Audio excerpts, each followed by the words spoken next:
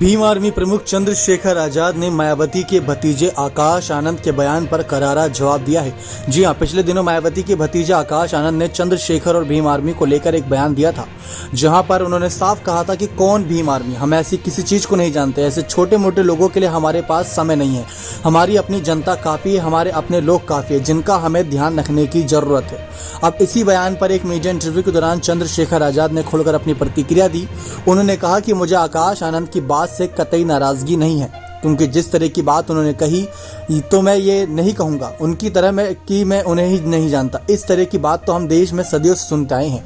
हमने खेती की, फिर भी हमें अधिकारों से, उन सुविधाओं से वंचित किया गया। फिर जाति के आधार पर, धर्म के आधार पर, आर्थिक आधार पर हमें असमानता का शिकार होना पड़ा। उन्होंने कहा कि सदियों से हमारे महापुरुषों ने इस असमानता के खिलाफ आवाज उठाई है। जिनकी खुद की राजनीति किसी के दया पर हो, जिनकी खुद की पहचान उनकी बुआ जी की वजह से हो, वे व्यक्ति जो जिस दिल को मान्यवर कांशीराम साहब ने अपने संघर्ष से, और उस दल से पहले बाबा साहब अम्बेडकर, संत गुरु रविदास जी, जितने भी महापुरुष रहे जिन्होंने इस गैर बराबरी के खिलाफ लड़ाई लड़ी, आज उनके नेताओं के मुंह से इस तरह के शब्द सुनाई देते हैं तो मुझे कहने में कोई परहेज नहीं कि वह अभियान पथ भ्रष्ट हो गया है।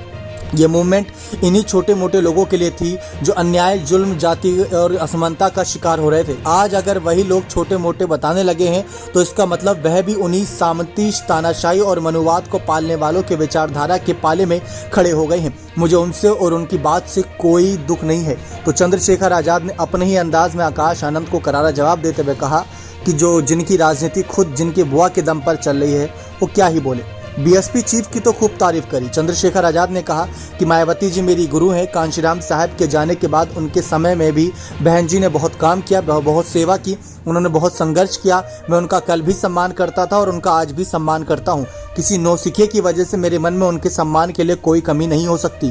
वह चाहे राजनीति में कामयाब हो या ना हो, लेकिन जीवन भर मेरे मन में उनके प्रति सम्मान रहेगा।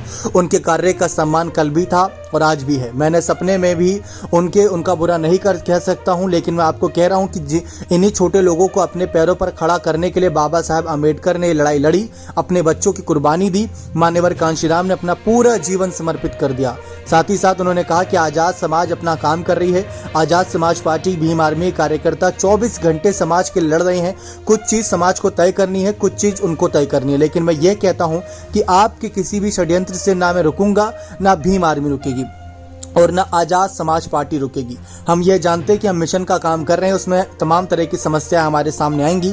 हमारा पूरा ध्यान लक्ष्य पर है और इससे कोई हमें हटा नहीं सकता।